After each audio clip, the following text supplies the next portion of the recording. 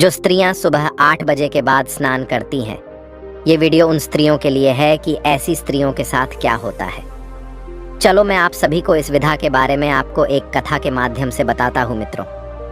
एक बार भगवान विष्णु माता लक्ष्मी जी के साथ क्षीर सागर में शेषनाग की सैया पर विश्राम कर रहे थे। तभी गरुड़ देव उस स्थान पर आके दर्शन देते हैं और भगवान विष्णु तथा माता लक्ष्मी से अपने प्रश्न को कह उसका निवारण पूछने लगते हैं। गरुड़ देव कहते हैं कि हे प्रभु, मैं अभी पृथ्वी लोक का भ्रमण करके आया हूँ और मैंने वहाँ पे देखा है कि प्रत्येक मनुष्य नित्य स्नान दान करते हैं किंतु फिर भी दुखी ही रहते हैं। हे प्रभु, उनके दुखी रहने का क्या कारण है? हे भगवान, आप मुझे यह बताने की कृपा करें। प्रत्येक मनुष्य जो पृथ्वी लोक पे स्नान करते हैं उन सभी को कैसे स्नान करना चाहिए? स्नान करने की उत्तम विधि कौन सी है? पृथ्वी लोक पे समस्त मानव जाति को स्नान कब और कैसे करना चाहिए और स्नान करते समय कौन से मंत्रों का उच्चारण करना चाहिए? गरुड़ देव ने आगे कहा कि हे प्रभु, मैं अपने इन्हीं प्रश्नों को पूछने के लिए आपके पास वैकुंठ लोक आया हूँ। इसके बाद गरुड़ जी माता लक्ष्मी से पूछते हैं, हे माता, मैंने यह भी देखा है कि पृथ्वी लोक पर अनेक स्त्रियां नित्य स्नान करके आपकी पूजा आराधना को संपन्न करती है, किंतु फिर भी उनके घर में आप वास नहीं करती हैं। यह कौन सी विडंबना है? इसका क्या कारण है? गरुड़ देव जी ने अपने सारे प्रश्न कह सुनाई। तब भगवान विष्णु जी ने गरुड़ देव जी के द्वारा इस प्रकार से प्रश्न पूछने पर कहते हैं, हे पक्षीराज गरुड़ देव, प्रत्येक मनुष्य जाति के कल्याण हेतु आपने उचित ही प्रश्न किया है। हे गरुड़ देव, यह सत्य है। स्नान करना प्रत्येक मनुष्य के लिए अत्यंत आवश्यक होता है। स्नान से ही शरीर शुद्ध होता है, स्नान करने से ही शरीर पवित्र होता है और मनुष्य पूजा पाठ, दान, धर्म आदि कर्म करने के पात्र स्नान करने के बाद ही बनता है। इसीलिए मनुष्य को नित्य स्नान करना चाहिए। हे गरुड़ देव, मैं आपके सभी प्रश्नों के उत्तर देने से पूर्व आपको एक अत्यंत पवित्र कथा सुनाता हूँ। आप इस कथा को ध्यान से सुनना। इस कथा में आपको आपके सभी प्रश्नों के उत्तर मिल जाएंगे। अब भगवान विष्णु ने गरुड़ जी को स्नान का महत्व बताते हुए एक कथा को सुनाते हैं जिसे सभी मनुष्यों को ध्यान से सुनना चाहिए। इस कथा का श्रवण करने मात्र से ही सैकड़ों तीर्थों में स्नान करने का पुण्य मनुष्य को प्राप्त होता है। मित्रों, भगवान विष्णु कहते हैं, हे पक्षीराज, गरुड़ पूर्व समय का एक वृतांत है। मगध देश में एक अत्यंत शोभायमान नगरी थी। उस नगरी में एक धनवान सेठ अपने जीवन का निर्वाह करता था। उस सेठ की 3 पुत्रियां थीं। सेठ इतना धनवान था कि उसने अपनी पुत्रियों को कभी किसी चीज की कमी नहीं होने दी। उसने उन्हें बड़े लाड प्यार से पाला था। उसकी पुत्रियां अत्यंत सुंदर तथा अपने चंचल स्वभाव की वजह से मन को मोह लेने वाली थीं। एक पिता का जो कर्तव्य होता है, उस सेठ ने सब कुछ पूर्ण किया। अपनी पुत्रियों को उसने सब कुछ दिया जो उससे हो सका, परंतु उसने केवल एक गलती की। वह गलती यह थी कि उसने अपनी पुत्रियों को शास्त्र ज्ञान नहीं दिया था, जिसकी वजह से जीवन में सब कुछ पाकर भी उसकी पुत्रियों का जीवन अधूरा था। ज्ञान के बिना कोई भी मनुष्य पूर्ण जीवात्मा नहीं बन सकता है। पैसा, संपत्ति, सौंदर्य होकर भी उस सेठ की पुत्रियों के पास वह नहीं था जो प्रत्येक स्त्रियों के पास होना चाहिए। धीरे धीरे जब उस सेठ की 3 पुत्रियां जवान हुईं, तो उस सेठ ने उन 3 पुत्रियों का विवाह एक अच्छे कुल में कर दिया। 3 पुत्रियों के पति बड़े बड़े व्यापारी थे, जिसकी वजह से उस सेठ की 3 पुत्रियां राजमहल जैसे घरों में रहने के लिए चली गईं। वह तीनों जैसे ही रहने के लिए अपने अपने पतियों के घर गई, वहां पर उनका भव्य स्वागत किया गया। विवाह के बाद की जो रस्में होती हैं, उन सभी रस्मों को किया गया। उन तीनों के ससुराल वालों ने उन्हें बहुत मान सम्मान दिया और उनके साथ प्रेम से व्यवहार किया। वे तीनों अपने ससुराल में बड़े ही मौज से रहने लगी थी, परंतु तीनों सुबह देर से जागती थी, देर से स्नान करती थी और रोज रोज बिना स्नान किए ही खाना पकाती थी तथा भोजन किया भी करती थी और कभी कभी भूले भटके ही पूजा पाठ कर लिया करती थी। उनकी सास ने उन्हें इस विषय में कई बार समझाया, लेकिन किसी ने अपनी सास की बात नहीं मानी और अपनी ही मनमानी करने लगी। अब जैसे जैसे समय अपनी गति के साथ बीतता गया, उन तीनों पुत्रियों के ससुराल में परेशानियां अपना विकराल रूप लेने लगी। तीनों के पतियों को व्यापार में आर्थिक नुकसान होने लगा और धीरे धीरे उन सभी के पतियों ने जो संपत्ति बनाई थी वह सब कुछ व्यापार में घाटा होने के कारण डूबने लगा। उन तीनों के पति अब दूसरों से कर्ज लेकर वे अपने व्यापार को चलाने लगे, परंतु फिर भी उन्हें अपने हर एक व्यवसाय में घाटे का ही सामना करना पड़ा, जिसकी वजह से उनके घर में क्लेश उत्पन्न होने लगा। उन तीनों की उनके पतियों के साथ बार बार लड़ाई झगड़े होने लगे थे, परंतु पहले ऐसा नहीं था। जब से यह तीनों अपने पतियों के घरों में रहने के लिए गई थी, तभी से उनके घर में संकट के बादल आने शुरू हो गए थे। उन तीनों बहनों के ससुराल में पैसे की इतनी कमी हुई कि उन्हें अपनी सारी संपत्ति, घर बार सब कुछ बेचना पड़ा और वे सभी झोपड़ी को बनाकर उस झोपड़ी में जाकर रहने लगे। लेकिन वे तीनों बहनें झोपड़ी में रहना पसंद नहीं करती थीं, इसीलिए वह सभी अपने ससुराल तथा अपने पतियों को छोड़कर मायके में रहने के लिए वापस आ गई और अपने पिता के साथ रहने लगी। परंतु अपने घर पर आकर भी उन तीनों की आदत में कोई बदलाव नहीं आया और घर पर आकर भी वह तीनों बहनें बड़े ही मौज के साथ रहने लगी। अपने पिता के घर पर भी वे तीनों देर से उठती थीं तथा देर से स्नान करती थीं, बिना स्नान किए ही भोजन किया करती थीं और इसी कारण से उनके पिता को भी व्यापार में नुकसान होने लगा। अब भगवान विष्णु कहते हैं कि हे गरुण देव, क्योंकि उनकी आदतों में कोई सुधार नहीं हुआ था, जिसकी वजह से उनके पिता के भी घर से लक्ष्मी जी ने अपना स्थान त्याग दिया था। अब उस सेठ की आर्थिक स्थिति खराब होने लगी थी। एक दिन उस सेठ के द्वार पर नारद जी, जो कि समस्त वेदों के सबसे बड़े ज्ञाता हैं, उन्होंने एक साधु का रूप धारण किया और उस सेठ के द्वार पर आ गए। अब उस सेठ ने उस साधु का बड़े ही प्रेम से स्वागत किया और उन्हें प्रणाम किया। फिर सेठ ने उस साधु महात्मा को अपना दुख बताया और उसके निवारण के लिए उपाय पूछा। अब सेठ ने अपनी पुत्रियों को भी बुलाया और साधु को उनके बारे में भी जो जो बातें उनके ससुराल में हुई थीं उन सबको बता दी। अब उस साधु के भेष में स्वयं नारद जी ने जैसे ही उस सेठ की तीनों पुत्रियों की तरफ देखा तो उन्हें सच्चाई का पता चल गया, क्योंकि उन तीनों बहनों के चारों ओर नकारात्मक शक्ति का घेरा बना हुआ था, जिसकी वजह से वे जहां पर भी जाती वह नकारात्मक ऊर्जा उनका पीछा नहीं छोड़ रही थी।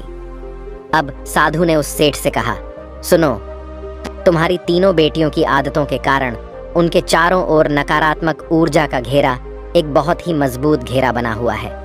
इसी कारण से यह जहां पर भी जा रही है वहां पर केवल दुख और संकट आ रहे हैं। तुम्हारी तीनों पुत्रियां अत्यंत आलसी और कामचोर हैं, निद्रा को त्यागने के लिए तैयार नहीं है। और तो और सुबह यह तीनों देर से जागती है, देर से स्नान करती है और कभी कभी बिना स्नान किए ही खाना पकाती है, साथ ही भोजन करती है। यही वजह है कि उनके जीवन में यह संकट आ रहे हैं। अब उस साधु ने सेठ को और उनकी पुत्रियों को अत्यंत महत्वपूर्ण बात बताई और उनसे कहा कि मैं आज तुमको जो बताने जा रहा हूँ उसका नित्य पालन करने के से प्रत्येक मनुष्य धनी बन जाता है। अब भगवान विष्णु कहते हैं, हे गरुण देव। अब वह साधु उस सेठ से बोला कि हे पुत्र, स्नान करने के 4 प्रकार होते हैं। पहला ब्रह्म स्नान, दूसरा देव स्नान, तीसरा आर्ष स्नान, चौथा मानव स्नान और दानव स्नान। इन्हें समय के अनुसार जो भी मनुष्य अपने जीवन में इन सभी को धारण करता है उसे सर्वश्रेष्ठ माना गया है, क्योंकि शास्त्रों में ब्रह्म मुहूर्त में किए जाने वाले स्नान को सर्वश्रेष्ठ माना गया है। ब्रह्म मुहूर्त यानी कि रात्रि का अंतिम प्रहर, मतलब सूर्योदय से ठीक 2 घंटे पहले का समय, यानी कि शास्त्रों में यह समय दिन का सर्वश्रेष्ठ समय माना जाता है। वह साधु उस सेठ से कहता है कि इस समय वातावरण में अद्भुत और चमत्कारी ऊर्जा व्याप्त होती है। यह समय समस्त देवी देवताओं का समय होता है। देवताओं का स्मरण करते हुए ब्रह्म मुहूर्त में किए जाने वाले ब्रह्म स्नान को सर्वश्रेष्ठ स्नान माना गया है, क्योंकि इस समय स्नान करने के तुरंत बाद सूर्य देवता को जल देने से जीवन में सुख, समृद्धि और शांति आती है। दिन भर मनुष्य के तन और मन में सकारात्मक ऊर्जा का संचार बना रहता है। ब्रह्म स्नान करने के बाद मनुष्य रोग तथा बीमारियों से दूर रहता है। ब्रह्म मुहूर्त में स्नान करने वाले मनुष्य का शरीर निरोगी और स्वस्थ रहता है।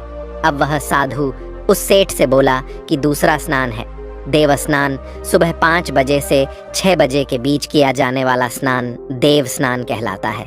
इस समय देवी देवताओं का स्मरण करते हुए नदियों में किए जाने वाले इस स्नान को भी श्रेष्ठ स्नान माना जाता है।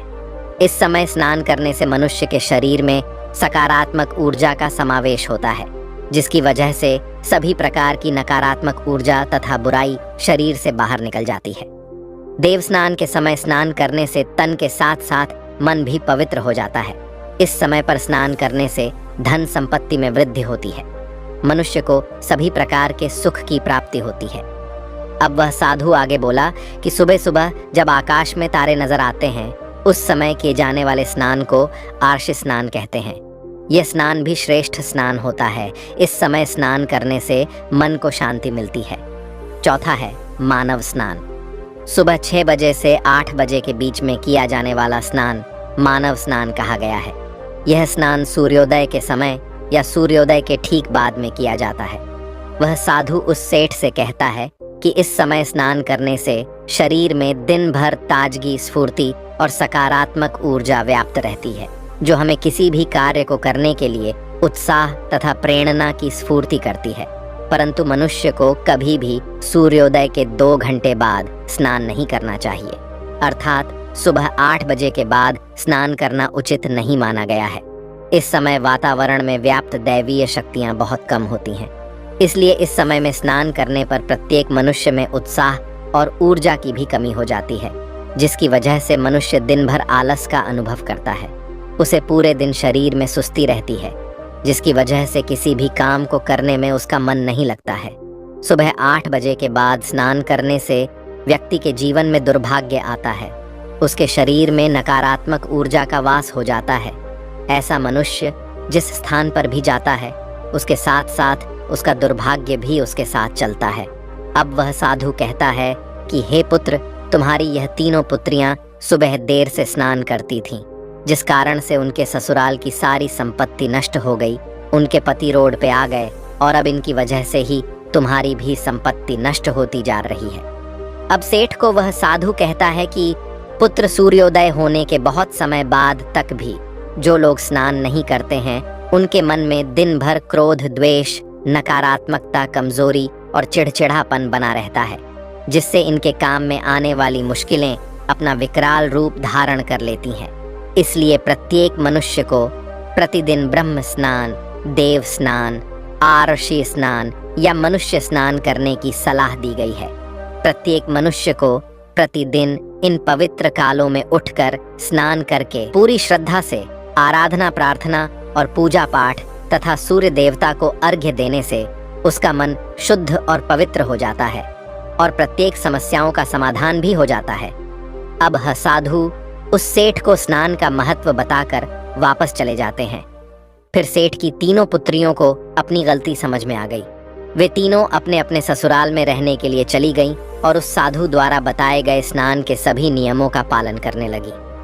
तीनों सुबह ब्रह्म मुहूर्त में जागकर स्नान करने लगी और नित्य सूर्य को जल देने लगी। सुबह नित्य स्नान करने से उनका शरीर पवित्र हो गया और वह नकारात्मक ऊर्जा भी पूरी तरह से नष्ट हो गई। धीरे धीरे उनके पति का व्यापार भी ठीक से चलने लगा और उनका खोया हुआ सब कुछ उन्हें फिर से वापस मिल गया और तीनों बहनें बड़ी ही प्रसन्नता से अपने ससुराल में रहने लगी। भगवान विष्णु कहते हैं, हे गरुण देव, अब मैं तुम्हें स्नान करते समय बोले जाने वाले अत्यंत महत्वपूर्ण मंत्र के बारे में बताता हूँ। जो भी मनुष्य इस मंत्र का उच्चारण करते हुए स्नान करता है, उसके सभी पाप उसी क्षण नष्ट हो जाते हैं, उसका दुर्भाग्य भी नष्ट हो जाता है और उसे सुख समृद्धि प्राप्त होती है। भगवान विष्णु बोले कि वह मंत्र कुछ इस प्रकार है, गंगे च यमुनाने चैव गोदावरी सरस्वती नर्मदे सिंधु कावेरी जले अस्मिन् सन्निधि कुरु हे गरुण देव। इसका अर्थ है, हे गंगा, यमुना, गोदावरी, सरस्वती, नर्मदा, सिंधु और कावेरी माता, मेरे स्नान करने के जल में कृपया आप सभी पधारिए। इस मंत्र के उच्चारण से सभी तीर्थ स्थानों में स्नान करने का पुण्य मिलता है। अब भगवान गरुण देव से बोले, हे गरुण देव, अब आपको आपके सभी प्रश्नों का उत्तर मैंने इस कथा के माध्यम से दे दिया है। तब गरुण देव बोले, हे भगवान, मुझे आपने आज जो यह ज्ञान दिया है, यह सर्व संपन्न है। मैं इस ज्ञान का अवलोकन समस्त लोक में करूंगा। मित्रों, इस प्रकार से हमारे जीवन में स्नान दान का बहुत अधिक महत्व होता है। इसीलिए हमें रोज सुबह जल्दी उठकर स्नान करना चाहिए। सुबह 8 बजे के बाद स्नान करना अशुभ माना जाता है। मित्रों, आशा करता हूँ कि आपको यह कथा पसंद आई होगी। अगर आपको यह कथा या जानकारी ज्ञानवर्धक लगी हो तो इस वीडियो को लाइक जरूर करें और कमेंट में जय मां लक्ष्मी जरूर लिखिए। साथ ही हमारे YouTube चैनल को सब्सक्राइब अवश्य करें ताकि ऐसी ही आध्यात्मिक जानकारी आपको मिल सके। मित्रों, आप सभी का वीडियो को यहाँ तक देखने के लिए दिल से